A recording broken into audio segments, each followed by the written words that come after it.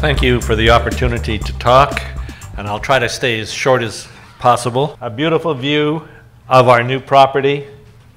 On the other side of Netolitzky Lake is the stuff that we just acquired called the GJ. This shows the land package. On the west side is the GJ property in red, is a corridor, access corridor, and then the ground we just acquired. And the important things to notice is this ground goes all the way to the highway where there's a high tension power line, a paved road, and a winter road, or a forestry road part way up, and a continuing of a winter road basically to our property. We like this property for many reasons. I've actually been working on the GJ property in the environs from about 1988 onwards, and worked for various companies that had this, including Ascot and many others.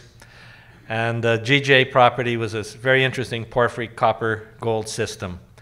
However, in addition to this, there is other copper gold porphyries targets in the immediate area that have been well defined. And more importantly, from my perspective, is when you got copper gold porphyry systems, it's a nice area to look for high-grade gold veins. And that's where I always like looking in the Golden Triangle. On the west side or on the east side of Donnelly, there is some very high-grade veins which we found in the 90s that never got drilled. They were pretty rugged country, but they were multi-ounce gold. An additional gold property up here called the Gordon vein. We did drill one hole in there that nobody gave me any more money, and it was about over 2.2 meters of 18 grams gold. I guess it wasn't good enough. So I'll have to go back now, maybe next year, and have a little fun on a few of these targets. But it gives us access, it gives us a lot more space, breathing room, and it makes me feel a lot more comfortable with what we're doing. I'll show this not because it's a good current geology map, but there's only one thing to note on this map. The green color is younger basalts. They are cover. We can't see through it. It's not thick, but it is cover, and it's no geochemistry works. Geophysics doesn't work, or at least the magnetics don't. We may well try IP in the future, but we do have no way of seeing through. But it's a very important because we see where a lot of our targets are going under that green cover. This is an example showing the cover. The top area is the young basalts, which are probably 8,000 years old or less. And this shows a number of our different zones. And you can see that there is very interesting targets that are getting masked by this cover. This is another view, one from the south and one from the north. And you can see the basalt cap. You can see the 300 color zone, which is one of our last drill targets this year, and one of the strongest geochem anomalies I've seen in many years. The central zone, which is the main area we focused. And another occurrence here called the skarn. Just to illustrate that, I've had the guys draw me a section that shows that the cover we have is less than 100 meters, so it's not anything that we have a prohibitive ability to explore through. This is an example of our soil geochemistry. We have a lot more soils coming from both the north and the south, and they hopefully will arrive sometime this winter. It's like a lot of the data we got this year. The assaying never gets faster, it just promises they always get faster when you go and talk to them in the springtime. The important thing is the orange color is plus 500 parts per billion gold, which is very high. The yellow is plus 100 parts per billion, which in this region I consider anything above 100 to be strongly anomalous. The red dots, the red squares in there, are greater than 1,000 parts per billion gold. And the maximum we had in the soil this year was over 19 grams.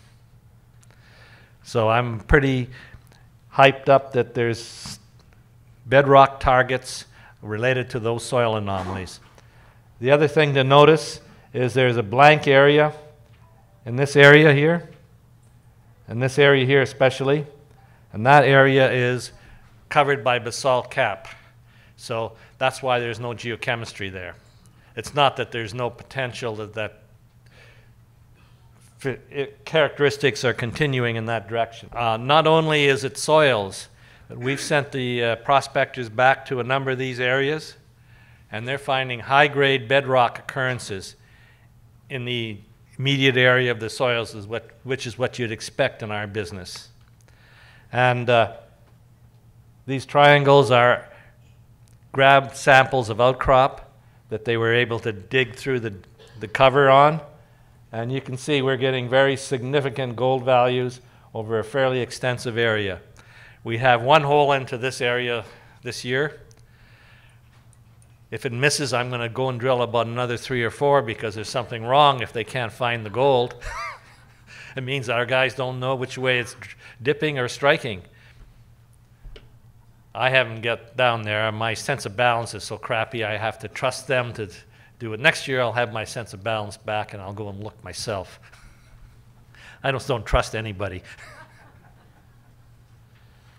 But you can see down in these areas, there was one historic hole here, and you notice that that hole was drilled where there was no geochemistry and no good results. That figures. So maybe there's a reason why that hole didn't get much. I'm hoping. This here basically outlines our drill pattern this year in the central mineral zone. All the red holes are holes we've drilled this year. I think we're approaching the 17,000 meters of drilling this year. And we got a significant number of drill holes still waiting for assays. And that makes it very tough to interpret. But we will get that interpreted.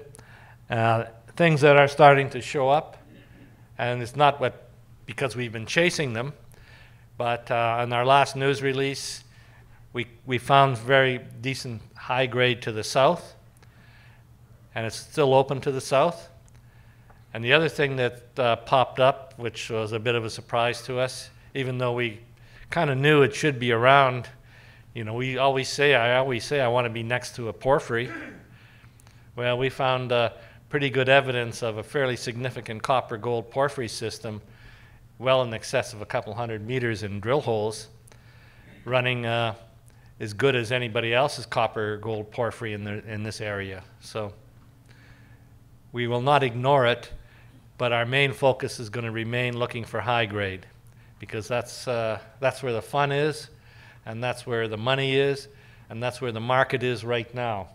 I'd say 5 years from now, I'll love the GJ porphyry, I'll love this porphyry, and there's a lot of room for low-grade, bulk mineable gold, copper deposits. And this is a pretty good area to have it. We have a good infrastructure. We have a good climate compared to a lot of northwest BC, which gets 50, 100 feet plus of snow. In a normal winter, we would get no more than 6 meters of snow. So, and it's much more continental. We're on the lee side of the Coast Range. And if anybody's been in the middle of the Coast Range, which I have been a few times, and a few of my friends have, that's too much snow when you have to drill through 50 or 100 feet of snow with your rigs. I think I'd just as soon wait for summer.